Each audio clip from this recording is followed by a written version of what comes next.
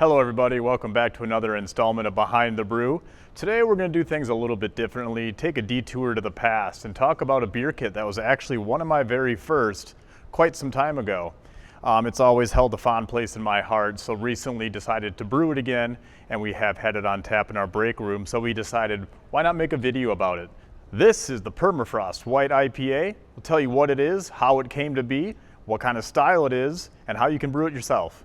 Back before the market was flooded with these New England hazy IPAs, we had the White IPA. And what this is kind of a mishmash of historical beer style with new age American brewing.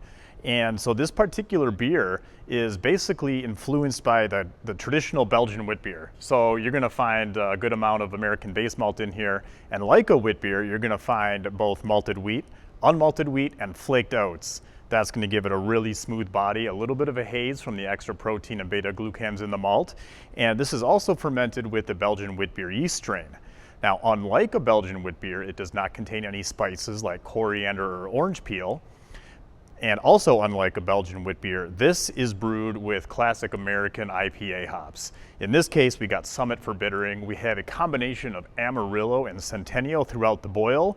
And then just to pop things at the very end, we dry hop it with Galaxy to really increase the aroma of the citrus, passion fruit, a little bit of peach, and it just rounds everything out and makes it a really great, delicious drinking experience. Unlike a Belgian Witbier, the gravity is amped up quite a bit. We're talking 1065 here, so that's considerably stronger than any sort of Witbier you've ever had, unless it is a double Witbier or, you know, some sort of interpretation of the classic style.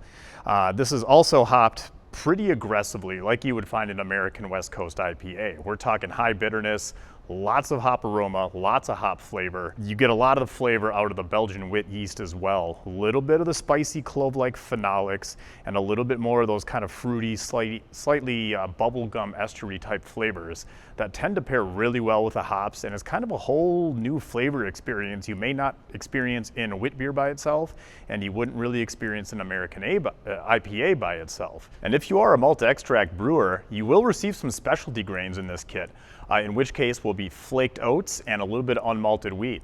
Now, generally you do need to mash these in order to get some conversion of those starches, but in this case, we're just going to steep them and we're going to get a little bit of the haze out. We're going to get a little bit of the flavor, not necessarily any fermentables, but it's going to give you the body, the mouthfeel, and the flavor, and slight haze from those ingredients.